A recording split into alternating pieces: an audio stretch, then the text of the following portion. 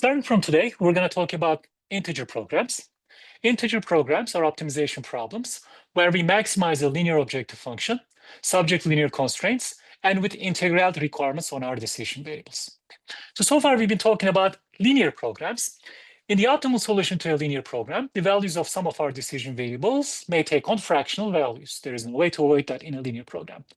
But starting from today, again, we're going to talk about integer programs. Integer programs are optimization problems where we maximize a linear objective function, subject to linear constraints, and with integrality requirements on our decision variables.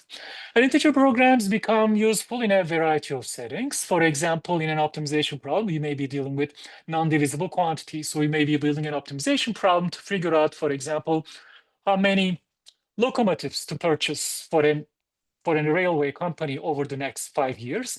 And we don't want the optimal solution, of course, to come back to us and say, you need to purchase 1.6 locomotives. You want to buy integer number of locomotives. Or we may be building an optimization models that's trying to figure out how many aircraft we should be operating between a particular origin destination pair. We don't want the optimization problem to come back and say 3.2 aircrafts you should be operating on this origin destination pair. So in certain situations, we're dealing with non-divisible quantities in optimization. Probably in those kinds of situations, integer programs become handy. Furthermore, integer programs also become useful when we have logical relationships between our decision variables. For example, we may be dealing with situations where we can take a certain action only we have taken some other action before. So there's a logical relationship between our decision variables. Or out of so many possible actions, we may be able to take only 2 of those actions. There is again a logical relationship between our decision variables. So integer programs also useful when we have logical relationships between our decisions and we want to model these kinds of logical relationships. So integer programs are useful when we have an optimization problem with non-divisible quantities and also when we're trying to model logical relationships between our decisions. Okay, so in this lecture, we're going to look at a number of scenarios that can be modeled by using integer programs. And in the upcoming lectures, we're going to talk about how we can actually solve these linear programs. But today's lecture is going to be focused mostly on modeling. We're going to look at a bunch of interesting scenarios that we can model by using integer programs. Okay, let's take our first modeling example.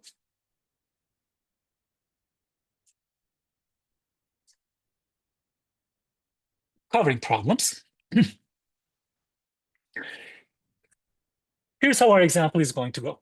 Let's say we're running an ambulance organization in a city, and there are 3 ambulance bases at which we can place our ambulances. And there are 5 districts in the city that we would like to cover from these bases. So these 5 districts, for example, for New York City could be, let's say this district 1 is a financial district, district 2 could be Soho, district 3 could be Chelsea, district 4 could be Midtown, district 5 could be Upper East Side. And these are 3 ambulance bases. And certain bases can cover certain districts. So for example, if I put an ambulance in base 1, I can cover districts 1, 2, and 4. If I put an ambulance in base 3, I can cover districts 2 and 5. And we have 2 ambulances at our disposal. So we're going to place these 2 ambulances at one of these at these bases. And these are the population of our districts. So district 1 has a population of 1,500, district 2 has a population of 3,500, district 3, 2,500, district 4, 3,000, district 5 has 2,000. And we want to figure out where to place our 2 ambulances such that we maximize the total population of the districts that we cover. Okay, so that's the problem that we would like to solve. And we're going to proceed under the assumption that if I place 1 ambulance at a base, that is good to cover any of the districts that can be covered by that base. So for example, if I put 1 ambulance in base 3, that is good to cover districts 2 and 5. If I put 1 ambulance in base 1, that's good to cover districts 1, 2, and 4. Okay. So now let's write down an integer program that is going to figure out where to put our 2 ambulances so that we maximize the total population of the districts that we can cover. Let's do that. So let's start decision variables first. The first decision variable is relatively simple to figure out. We need to decide where to place our ambulances. So let's use a decision variable xi. And this decision variable xi is going to take value 1 if we place an ambulance in base I. Otherwise, this decision variable xi is going to take value 0. So these xi's are going to tell us which bases we're placing our ambulances. In addition to these xi's, we're going to use another decision variable. Let's call those decision variables as yj's. And yj is going to take value 1 if we cover district j. So let's say we have a decision value yj. Yj takes value 1. If we cover district J, otherwise the decision value yj is going to take value 0. Whether we cover a certain district or not depends on where we place our ambulances. Whether we cover a certain district or not depends on where we place our ambulances. That means that there is a logical relationship between the x and y variables. We're going to write constraints that capture that logical relationship between the x and y variables. So try to get a feel for what kind of constraints we need to write to capture the logical relationship between the x and y variables. Let's try to do an example.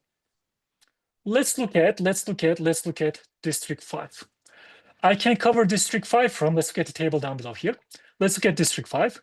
I can cover district 5 from base 2 or base 3. That means that if I do not put an ambulance in base 2, and if I do not put an ambulance in base 3, then district 5 has to be uncovered. Okay, so let's say it again. I can cover district 5 only from bases 2 and 3. That means that these are the ones here. So I can cover district 5 from bases 2 and 3 only. That means that if I do not put an ambulance in base 3, and if I do not put an ambulance in base 2, then district 5 has to be uncovered. To capture that, so then the relationship that I have between x and y variables is if x2 is equal to 0, so that I don't put an ambulance in base 2, and x3 is equal to 0, so that I don't put an ambulance in base 3, then district 5 has to be uncovered, so y5 has to be 0. Okay, so this is the logical relationship between the x and y variables for district 5. If there's no ambulance in base 2, and if there's no ambulance in base 2, then district 5 has to be uncovered. To capture this logical relationship, here's the constraint we're going to write. If x2 is equal to 0, and x3 is equal to 0, so that their sum is equal to 0, then y5 has to be equal to 0. If x2 is equal to 0 and x3 is equal to 0, so that their sum is equal to 0, this constraint is going to push y5 to take value 0. Let's do another example. Let's look at the coverage of district 2. What are the bases that can cover district 2? I can cover district 2 only from bases 1 and 3. That means that if you do not have an ambulance in base 1, and if you do not have an ambulance in base 3, then district 2 has to be left uncovered. Let's write it in notation. If I do not have an ambulance in base 1, and if I do not have an ambulance in base 3, if x1 is equal to 0 and x3 is equal to 0, then district 2 has to be uncovered. Again, to capture this logical relationship between the xy variables, we're going to write a constraint.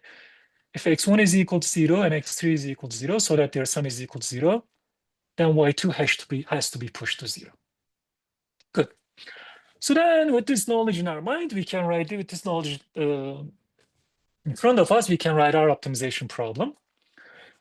In our optimization problem, we want to maximize the total population of the districts that we covered. Populations of our districts are given by these numbers, 1,500, 3,500, and so on and so forth, all the way to 2,000. So 1,500 is the population of district 1, and the decision variable y1 takes 1 if we're covering district 1. Population of district 2 is 3,500, and decision variable y2 takes value 1 if we're covering district 2. District 3, 2,500, y3. District 4, 3,000, y4. District 5, 2,000, y5. This is the total population of the districts that we're covering, and that's what we're maximizing in the objective function. Great. So now we're going to again write our constraints that thinks about whether we're covering a certain district or not, depending on the ambulance location decisions.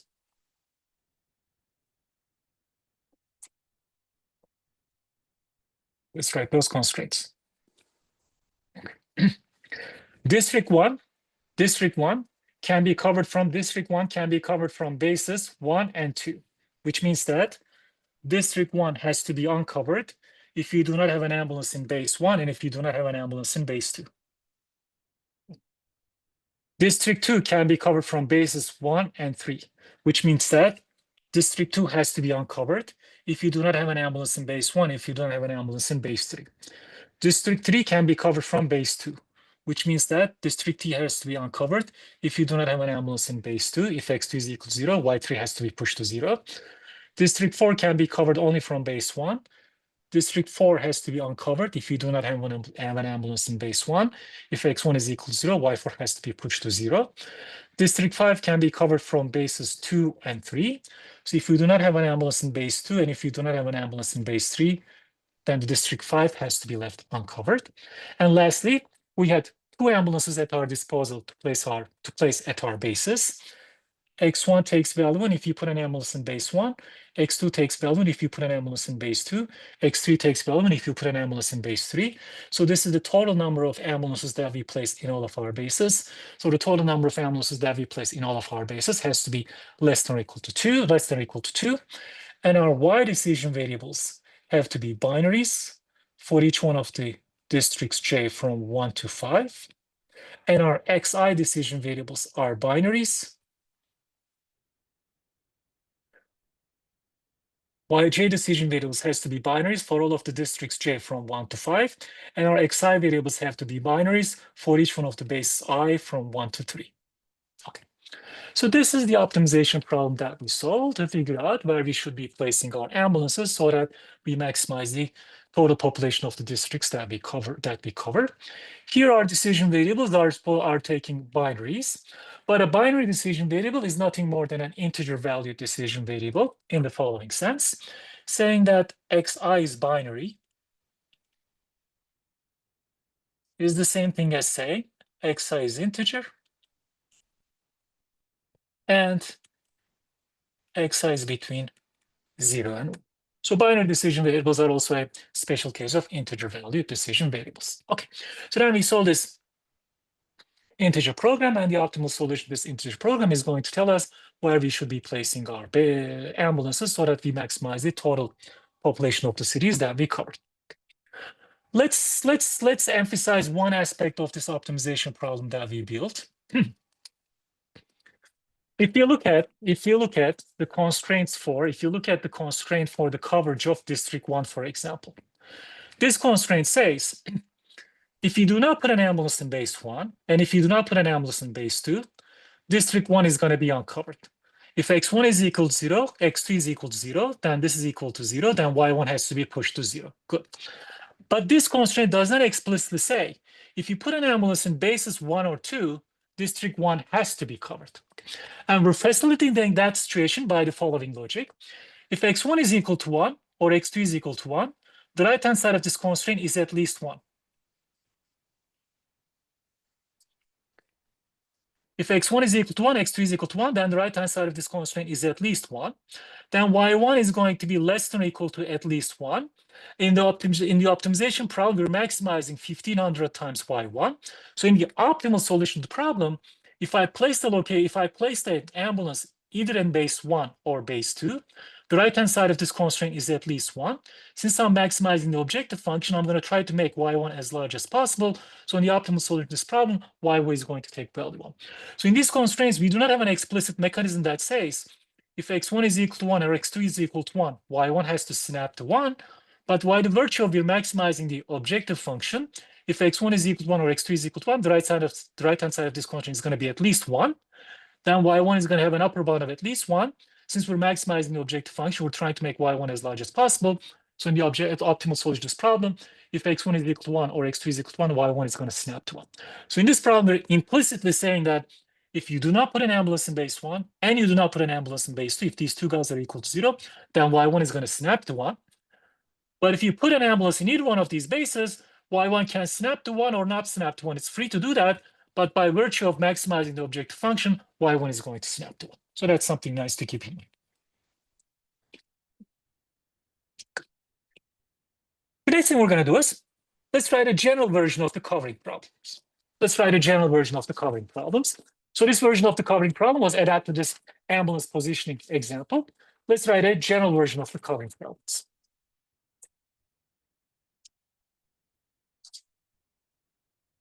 Covering problems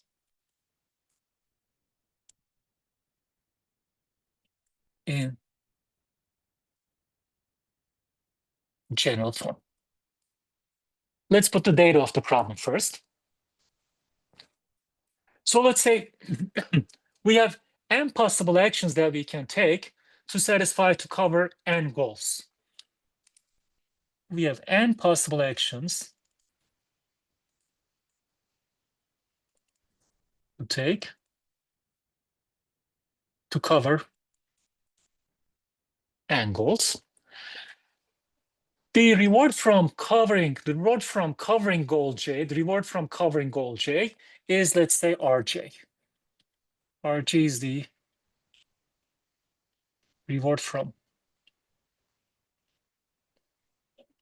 covering goal J. And when we take an action, we cover a certain number of goals. And that data is given by these numbers, let's call them AIJs. And these AIJs are given by, these numbers are given by AIJ takes AIJ is equal to 1. If taking action I covers goal J. Otherwise, these AIJs are taking value 0. And let's say we can take at most K actions.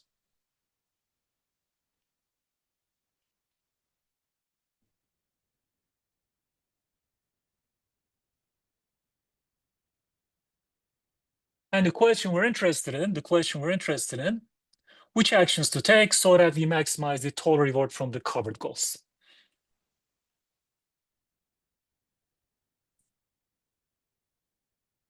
Which actions to take to maximize the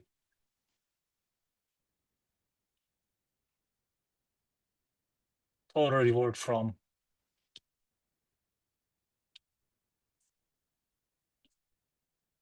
covered goals. Mapping this into our optimism, mapping this into ambulance problem. We have n possible actions. Those are the bases. Where do we place our bases? Where do we place our ambulances? N possible actions corresponds to n possible bases. N possible goals, those are the different districts. Those are the districts that we covered. RG is reward from covering goal J. RG is reward from covering district J. AIJ is equal to 1 if taking action A covers goal J. Otherwise, AIJ takes value 0. So AIJ for our ambulance case is equal to 1 if putting an ambulance in base I covers district J. Otherwise, AIJ takes value 0. So those AIJs are given by these numbers that we've seen in this table. Taking certain actions covers certain goals. So the AIJs are in this table, and it's a part of the problem data. And we can take at most K actions. We can put ambulance in at most 2 bases. And we want to figure out which actions to take so that we maximize the total reward from the covered goals. So let's think about our decision variables.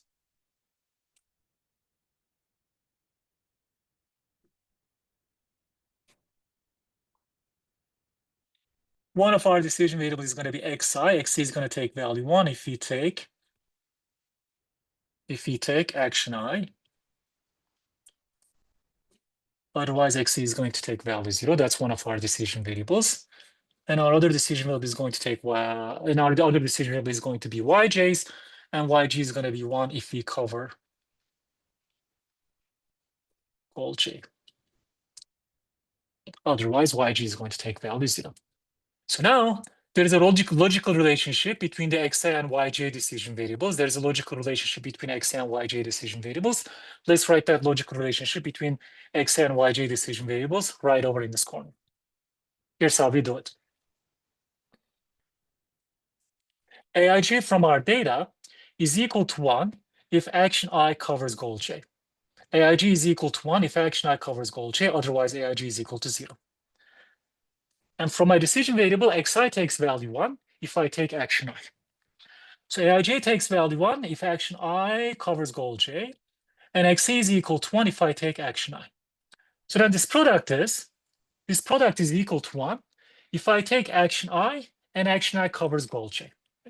So this product that we're looking at, Aij times xj takes value 1 if we take action I and action I covers goal J. Let's add over all actions, I is from 1 to n. This is the total number of actions that we take that covers goal J. Let's say it again. Xi takes value 1 if I take action I, and Aij is equal to 1 if action I covers goal J. So Aij times xi takes value 1 if we take action I and action I covers goal J. This product takes value 1 if you take action I and action I covers goal J.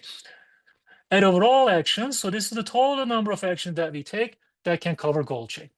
So now we're going to write a constraint that says if the total number of actions that we take that can cover goal J is equal to 0, then goal J has to be left unsatisfied, has to be left uncovered. If the total number of actions that we take that can cover goal J is equal to 0, then goal J has to be left uncovered. Good. In this case, we can write our optimization problem.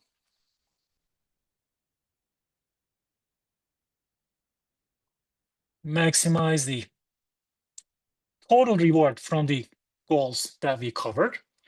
Reward from covering goal J is Rj, and the decision variable Yj takes value 1 if we cover goal J. Add over all the goals. This is the total reward from the goals that we covered. Now we're going to write a constraint that says, if the total number of actions that we take that can cover goal J is equal to 0, then goal J has to be left uncovered. And we have one of these constraints for each one of our n goals. And the other constraint is the total number of actions we take has to be at most k. Xi takes value 1 if we take action A. This is the total number of actions that we take. The total number of actions that we take can be at most k. And our decision variable Xi, whether we take action I or not, is binary for every action I from 1 to m. And our decision variable Yj, whether we cover goal J or not, is binary for every goal J that is from 1 to n. So this is a general formulation of the covering problem, and we have this nice Aij construct that tells us as a function of the actions that we take, whether we've taken a goal, whether we've taken an action that satisfies, that covers goal J or not. So this is a nice construct. Good. So this is the covering problem. Let's move on to our next example. Our next example is fixed charge problems.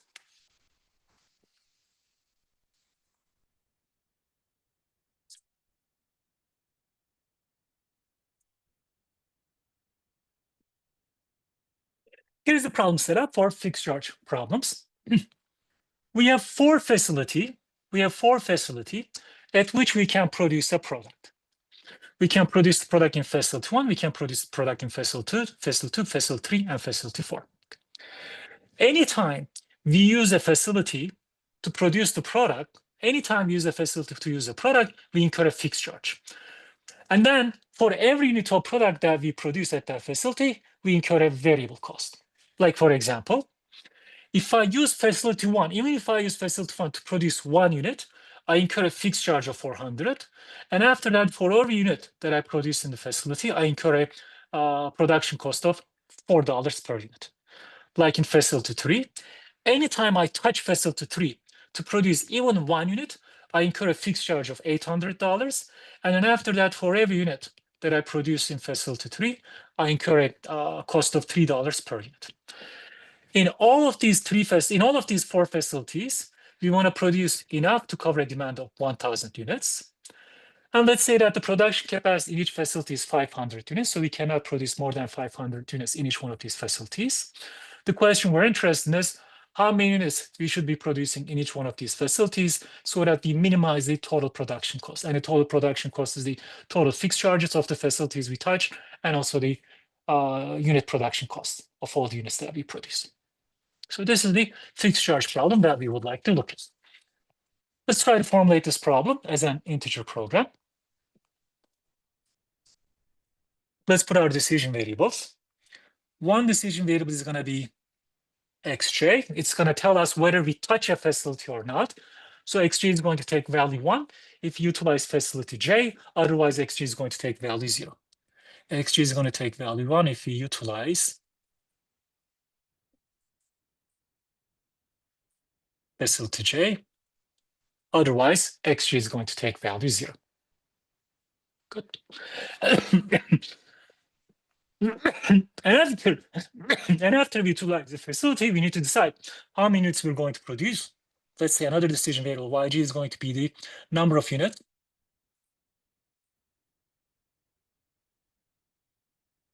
produced in facility j. Good. We're going to have yg is our second decision variable. Yg is the number of units produced in facility j. We have a logical relationship between the x and y decision variables. If we do not utilize facility j, then yg has to be 0. We cannot produce any units in facility j. If we utilize facility j, then the number of units that we can produce in facility J is bounded by the capacity of the facility. Let's see it again. If you do not utilize facility J, if X3 is equal to 0, then Yj has to be 0. The number of units that we produce in facility J has to be 0. On the other hand, if you utilize facility J, then the number of units that we produce in facility J can be at most the capacity of facility J. So then the logical relationship that we want between the X and Y variables is the following. If X3 is equal to 0, then Yj has to be 0.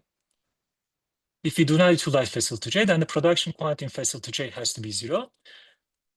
If X3 is equal to 1, if you're utilizing facility 1, then the production quantity at facility 1 has to be at most the capacity of the facility, which is 500. So we need to write constraints that capture this kind of a logical relationship between the X and Y variables. And here's how we're going to capture that logical relationship. We're going to write a constraint that looks like this. Yg is less than or equal to 500 times Xj. If Xj is equal to 0, the right-hand side of this constraint is going to snap to 0. Yg is less than or equal to 0. Yg is going to snap to 0. If Xj is equal to 0, this is going to snap Yj to 0. If on the other hand Xj is equal to 1, the right-hand side of this constraint is going to snap to 500. Then we're going to have a constraint Yg is less than or equal to 500. So this is how we're going to capture the relationship between whether we're utilizing a facility and the production quantity that we have in each facility. In this case, we can write our optimization problem.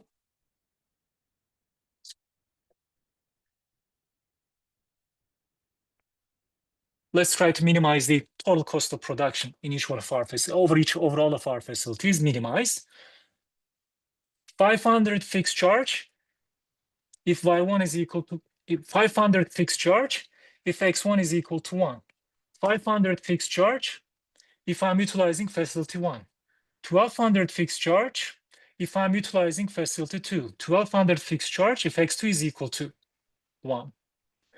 800 fixed charge, if we're utilizing facility 3, 800 fixed charge, if x3 is equal to 1, 500 fixed charge, if x4 is equal to 1. These are the fixed charges of the facilities that we utilize. Let's also write our unit production cost. For each unit that we produce in facility 1, we incur $4 of production cost, and the number of units produced in facility 1 is y1.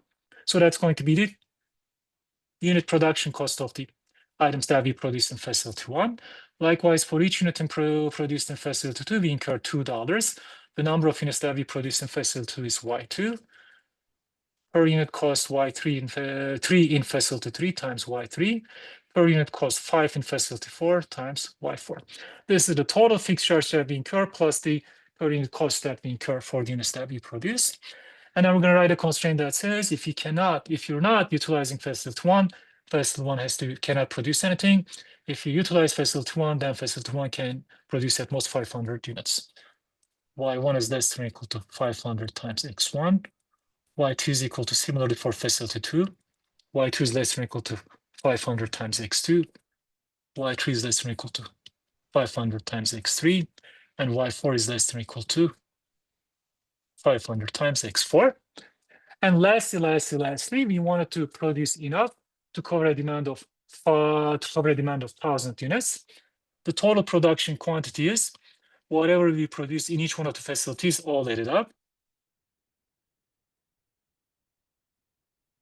So this is the total production quantity that should be enough to cover 1,000 units. And our X variables are binaries.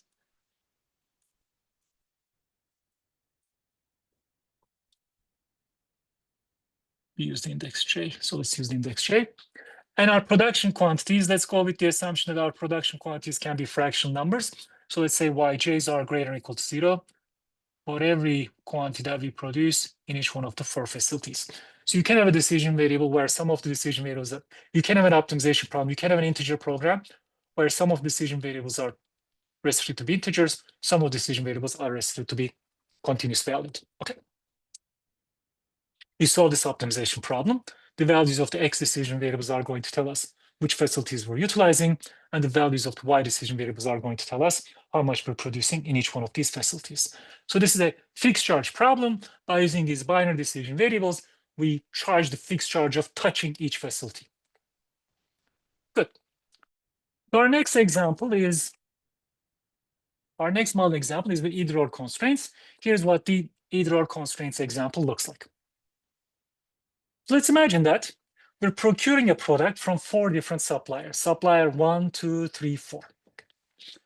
And from these 4 suppliers, you want to procure a total amount of at least 400 units. From these 4 different suppliers, you want to procure a total amount of at least 100 units. And each one of these suppliers charge us different unit prices. Supplier 1 charges unit price of $5, supplier 3 charges unit price of $3, supplier 4 charges unit price of $4. So for each unit that I buy from supplier 1, I incur a cost of $5. For each unit that I purchase from supplier 3, I incur a unit cost of $3, and so on and so forth. But now, these suppliers are not willing to provide us intermediate quantities. The purchase quantity that we get from each one of these suppliers is either going to be smaller than a low threshold or larger than a high threshold. Like, for example, from supplier 1, we can either purchase less than 10 units or larger than 50 units, but nothing in between. For example, from supplier 3, we can either purchase less than 5 units or larger than 30 units, but nothing in between. Okay, so for each supplier, we have a low threshold and a high threshold, and the purchase quantity from that supplier is going to be either less than the low threshold or larger than the high threshold. And the quantity that, any story that you can come up for this kind of a constraint could be that we may be running a truck between our depot and each one of these suppliers. And we either want a small truck from our depot to each one of these suppliers, in which case we want the purchase quantity to be lower than the low threshold, or we want to run a large truck and we want that large truck to be relatively fully utilized. So in that case, we want the purchase quantity from supplier to be higher than the high threshold, but we don't want anything in between. Okay, all right. So with each one of these suppliers, we have a low threshold and a high threshold, and the procurement from quantity from each one of these suppliers is either going to be less than the low threshold or higher than the high threshold. Good. And let's say there's some distance between our depot and with each one of these suppliers. So for example, supplier 1 is 450 miles away, supplier 3 is 800 miles away. And we have the constraint that the average distance traveled by each one of our orders, should be no larger than 400 miles. So let's put that constraint as well. And we want to figure out how many units to procure from each one of these, how many units to purchase from each one of these suppliers, so that we minimize the total purchase cost, so that we purchase at least 100 units, so that the purchase quantity from each supplier is either less than the low threshold or larger than the high threshold, and so that the average distance traveled by our orders is at most 400 miles. So that's the problem that we would like to formulate. Good. Let's define our decision variables. One decision variable we're going to use is going to keep track of whether the purchase quantity from a supplier is less than the low threshold or larger than the high threshold. And let's say the decision variable we're going to use for that purpose is xj. Xj takes value 1. Let's say if purchase quantity from supplier j is less than low threshold. Xj takes value 1 if purchase quantity from supplier j is less than low threshold. And xj is going to take value 0 if purchase quantity from supplier j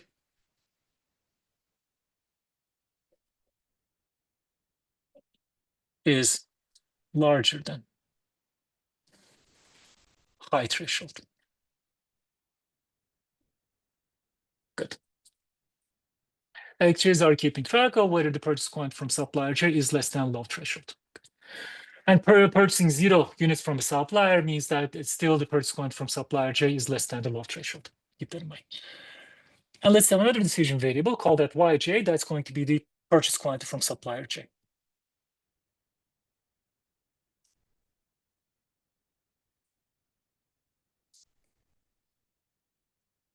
Good. So now we're going to have logical relationship between the x and y decision variables. Let's try to get that logical relationship down. Let's look at supplier 2. If the purchase quantity from supplier 2 is less than low threshold, then the purchase quantity has to be less than or equal to 15. And if the purchase quantity from supplier 2 is larger than high threshold, then the purchase quantity has to be greater than or equal to 40. So let's write that relationship.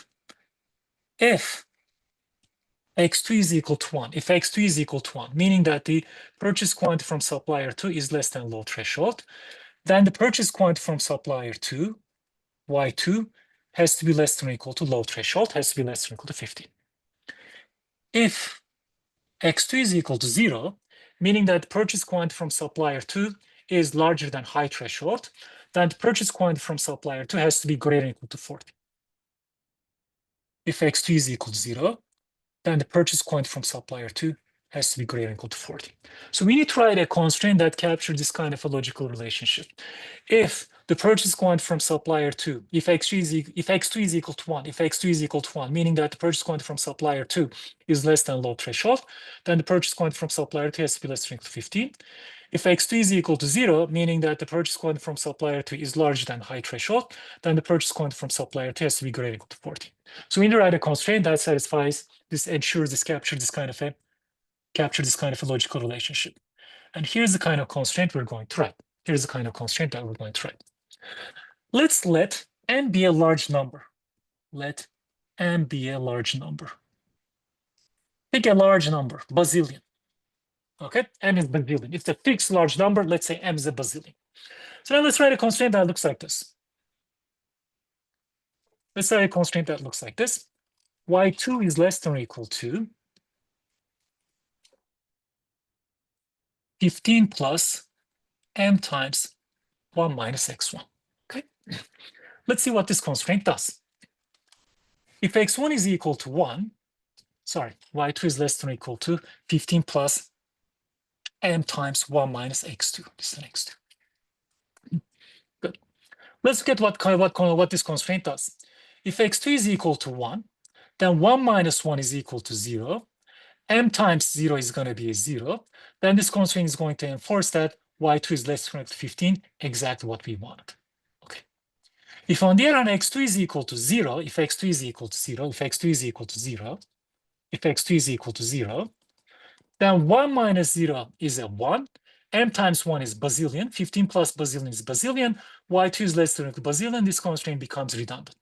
So only when x2 is equal to 1, this constraint enforces y2 is less than or equal to 15. That's good. I'm happy with that. For the second one, let's look at a constraint that looks like this. y2, let's get a constraint that looks like this. y2 is greater than or equal to 40 minus m times x2. Let's get what that constraint does. If x2 is equal to 0, if x2 is equal to 0, m times x2 is going to be 0, then this constraint is going to lead y2 is greater than or equal to 40. That's exactly what we want. If on the other hand, x2 is equal to 1, if x2 is equal to 1, m times 1 is going to be bazillion. 40 minus bazillion is going to be minus bazillion. So then this constraint is going to read y4 is greater than or equal to minus bazillion. That is going to be a redundant constraint. So when x2 is equal to 0, this constraint is enforcing that y2 is greater than or equal to 40, exactly as y1. And when x2 is equal to 1, this constraint is redundant. It's not enforcing anything. So these are the constraints we're going to use. These are the kind of constraints we're going to use to impose either or relationships. Let's try to dig into these constraints a little bit more carefully. So we're going to impose both of these constraints simultaneously in our integer program.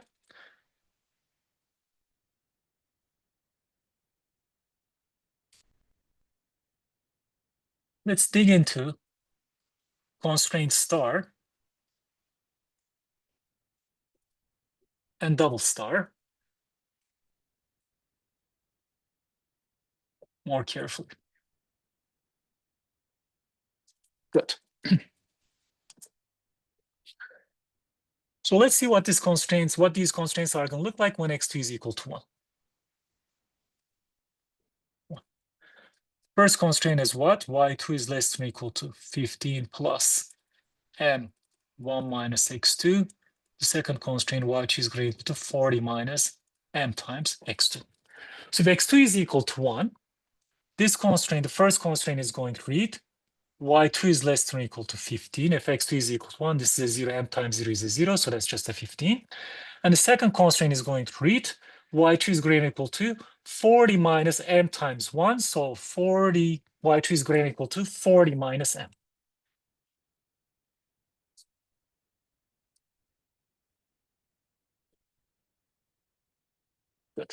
So then when x1 is equal to 1, these constraints are going to be y2 is less than or equal to 15, y2 is greater to minus, y2 is greater to 40 minus m.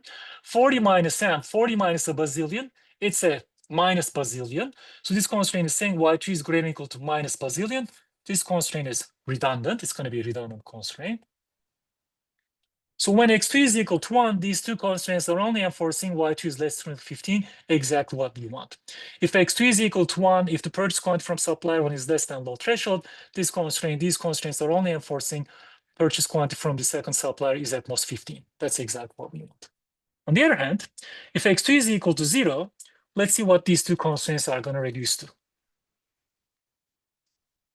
If x2 is equal to 0, let's write those two constraints as well. The first one, y2 is less than or equal to 15 plus m times 1 minus x2. y2 is greater than or equal to 40 minus m times x2. So if x2 is equal to 0, the first constraint is going to read y2 is less than or equal to 15 plus m times 1 minus 0, that's a 1. And the second constraint is going to read y2 is greater than or equal to 40 minus m times 0, that's a 0, y2 is greater than or equal to 40. So if x2 is equal to 0, these two constraints are going to turn into this. 15 plus bazillion, it's a bazillion. So the first constraint says y2 is less than or equal to a bazillion. So this constraint is going to be redundant. But the second constraint is going to ensure y2 is greater than 40. If x2 is equal to 0, meaning that the purchase quantity from the second supplier is larger than high threshold, so then these two constraints are going to ensure redundant here. The second one is going to see procurement quantity from the second supplier is greater or equal to 40. That's exactly the constraint that we want. So let's put these two things together. Let's put these constraints together to write our integer program.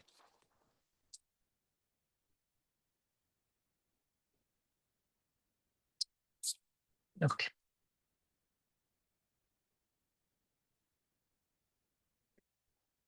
We're going to minimize the total cost of the procurement from over all of our suppliers. Minimize. How many do we procure from supplier 1? The procurement quantity from supplier 1 is y1. 5 times y1 is the procurement cost from supplier 1. 6 times y2 is the procurement cost from supplier 2. Supplier 3. Supplier 4. This is the total procurement cost from all of our suppliers. So now we're going to write a constraint that says the procurement quantity from supplier 1 is either less than low threshold or larger than high threshold. Here are the type of constraints we're going to write. The procurement quantity from supplier 1, is either lower than low threshold or higher than high threshold. Either lower than low threshold or the procurement from supplier 1 or it could be higher than high threshold. Okay. Let's write it for supplier 2. Procurement quantity from supplier 2 is either less than low threshold or higher than high threshold. Supplier 3, the procurement quantity from supplier 3 is either less than high threshold or, I'm sorry, procurement from supplier 3 is either less than low threshold or higher than high threshold. And the procurement quantity from supplier 4 is either less than low threshold or higher than high threshold. And m is a fixed number, so when you put in this model into any optimization solver, Groby, or whatever it is that you're using, you're going to replace m with a fixed number, 1,000, 10,000, whatever that is. Okay. Good. What other constraint do we have? You want to make sure that we procure at least 100 units over all of the suppliers. So now let's write down the total procurement quantity from each one of over all of our suppliers. That should be at least 100. And the last constraint, we want to ensure that average distance traveled by all of our orders should be no larger than 400 miles. Let's write a constraint to satisfy that requirement.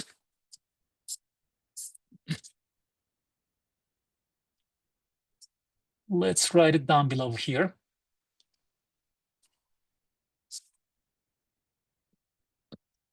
Let's write average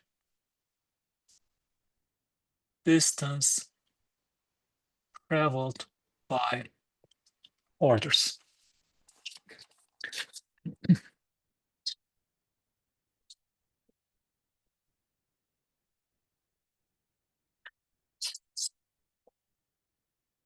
Let's write the average distance traveled by our orders. How many units do we procure from? How many units do we purchase from supplier one?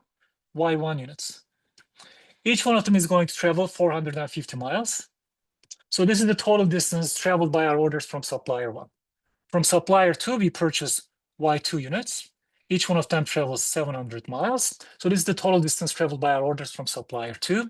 800 distance for supplier three. This is the total distance traveled by our orders from supplier three.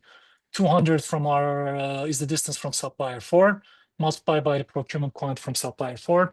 This is the total distance traveled by our orders from supplier four. So now this sum that we're looking at here is the total distance traveled by all of our orders, divided by the total number of orders.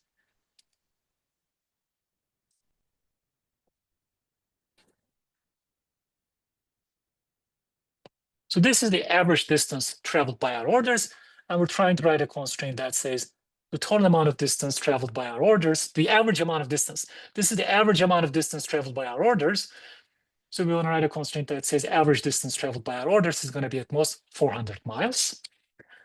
This is the total distance traveled by our orders divided by the total amount of orders that we placed. So this is the average distance traveled by our orders, and we're writing a constraint that says average distance traveled by our orders is at most 400 miles.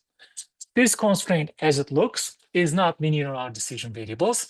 This constraint that we have here, this function that we have here is not linear in Y's, but we can linearize this constraint in the following fashion. Put this denominator, throw it to the right-hand side. So then this constraint is equivalent to, this constraint is equivalent to 450y1 plus 700y2 plus 800y3 plus 200y4 is less than or equal to 400 times y1 plus y2 plus y3 plus y4. So these two constraints are equivalent to each other. And if you want to simplify this constraint even further, we can put all the y terms to the left-hand side. 450y1, 400y1, throw them to the same side on the left side, 50y1. 700y2, 400y2, 300y2, 800y3, 400y3, 400y3, and 200y4, 400y4, throw them to the other side, minus 200y4. And on the right-hand side, we're going to have 0.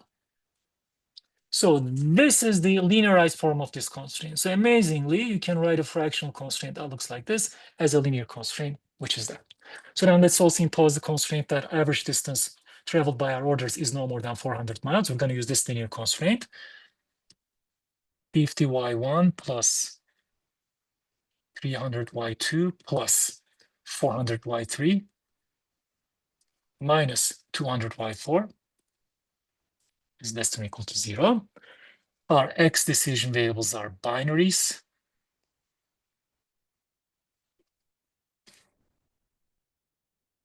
And our y decision variables are continuous decision variables. Good. So this is how we impose either or constraints, by using this big M numbers. And this is a very common modeling technique, using these big M's when we're dealing with integer programs. So when you're talking to an integer programming expert and somebody's asking, oh, how did you model these constraints? You just tell them, hey, I use big M's to model these kinds of constraints. They would immediately get what you're talking about. So oftentimes when you do modeling using integer programs, using these kinds of big M's in your constraints, you would see them pretty often. Okay, so these are either or type of constraints couched within the specific example of this purchasing example. Let's also do a little bit more generalized version of the either or constraints.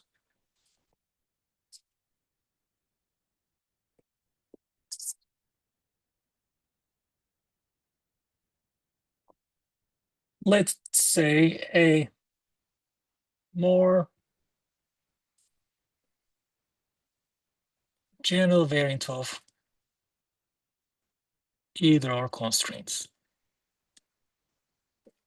Okay. Here's our more general, slightly more general variant of either or constraints. Here's our slightly more general variant of either or constraints. So let's say we have a linear program. In this linear program, we have decision variables y1, y2, dot, dot, dot, yn.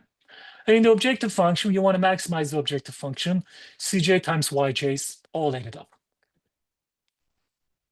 So we have a linear program. We have a linear program with n decision variables, y1, y2, what, dot, dot, yn. In our linear program, you want to maximize the objective function, cj times yj's all added up. In the LP, we want to maximize the objective function, j is 1 to n, cj times yj's all added up. Okay. In addition to that, let's say we have m constraints, and let me write those m constraints. We have m constraints, and these constraints look like this: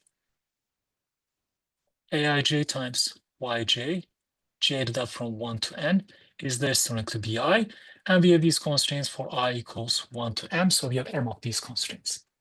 So now the twist is, so we have a linear program with n decision variables, y1 to yn, and we have, in the linear program, you want to maximize the objective function, cj times yj's all added up. And now we have m constraints, and these constraints are of the form j is added from 1 to n, aij times yj is less than or equal to bi. So now the twist is, in our optimization problem, we want to maximize this objective function while satisfying at least k of these m constraints. And the optimization problem is going to intelligently choose which k of these m constraints we want to satisfy. Okay, so in our optimization problem, we want to maximize the objective function while satisfying at least k of these m constraints. We want to maximize the objective function while satisfying at least k of the m constraints. So how can I write an optimization problem such that I maximize the objective function while satisfy, I want to maximize, how can I write an optimization problem to maximize the objective function while satisfying at least k of the m constraints, and the optimization problem is going to intelligently choose which of those k of the m constraints to satisfy. So that is the question that we're interested in. And here's how we're going to intelligently address that question. Let's define a decision variable. Let's define it in addition to the decision variables y1, y2, dot, dot, dot, yn. Let's define these extra decision variables. Let's call them xi. And decision variable xi is going to take value 1 if we satisfy the ith constraint. So let's say xi takes value 1 if we satisfy the constraint, the ith constraint, j is 1 to n, j times yj is less than or equal to bi. Otherwise, xi is going to take value 0. Okay? So now I have this binary decision variable that takes value 1 if we satisfy the ith constraint. Otherwise, the decision variable xi is going to take value 0.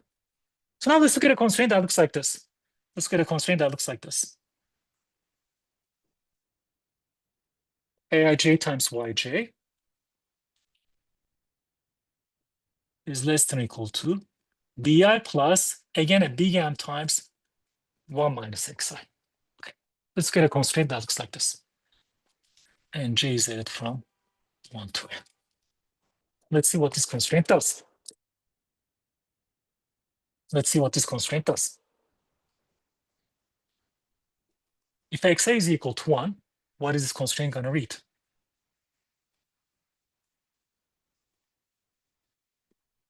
If xi is equal to 1, 1 minus 1 is 0, m times 0 is 0. This constraint is going to read sum over j, aij times yj is going to be less than or equal to vi.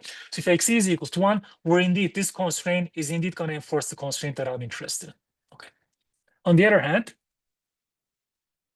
if x is equal to 0, what is this red constraint going to read? If x is equal to 0, the red constraint is going to read sum over j, aij times yj is less than or equal to b plus. If x is equal to 0, the right-hand side is going to be b plus m times 1 minus 0, b plus m times 1, b plus m. So if x is equal to 0, then this red constraint is going to read sum over jij times yj is less than or equal to bi plus m. This bi plus m is bazillion, this bi plus m is bazillion. So this sum is less than or equal to bazillion is a redundant constraint. So if x is equal to 1, this constraint ensures that we enforce the constraint that we're interested in. If x is equal to 0, this constraint ensures that we really don't care about enforcing the constraint we're interested in. If x is equal to 1, then this constraint ensures that we enforce the constraint I. And if x is equal to 0, the right-hand side of this constraint is going to read bazillion, so then we don't care about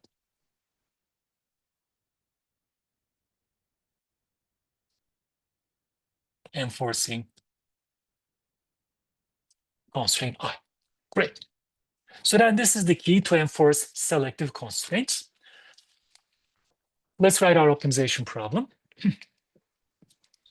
We want to maximize the objective function. The objective function that we want to maximize is the sum over j, cj times xj's. Okay. So now let's write the constraints that we want to impose.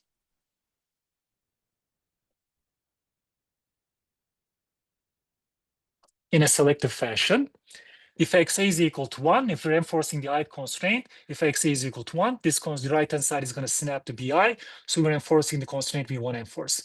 If x is equal to 0, this 1 minus 0, it's 1. M times 1, it's a big number. So if x is equal to 0, the right-hand side of this constraint is a humongous number. The constraint becomes redundant, so we don't worry about enforcing the I constraint.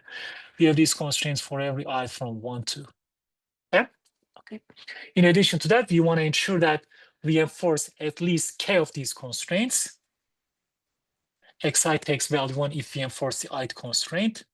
So the number of constraints that we enforce is at least k. Okay.